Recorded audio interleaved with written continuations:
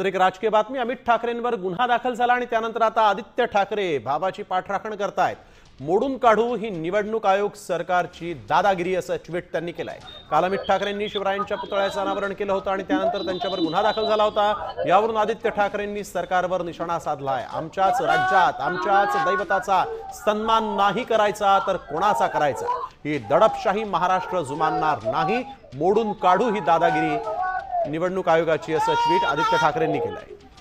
आमच्याच राज्यात आमच्याच देवतांचा सन्मान नाही करायचा तर कोणाचा करायचा, ही दडपशाही महाराष्ट्र जुमानणार नाही असं आदित्य ठाकरेंनी ट्विट केलंय। 4 महिने महाराजांचा पुतळा घाणेरड्या कापडानं झाकून ठेवला। अमितनं महाराजांचा अपमान सहन न झाल्यानं त्या पुतळ्यावरचं कापड काढून फेकलं। महाराजांचा सन्मान राखला तर तुम्ही निर्लज्जपणे त्यावर केस करता, मोडून काढू ही दादागिरी निवडणूक आयोग आणि सरकारची असं ट्विट आदित्य ठाकरेंनी केलेलं आहे। अमित ठाकरेंच्या समर्थनात आपण बघतोय आदित्य ठाकरे देखील आता पुढे आलेले आहेत।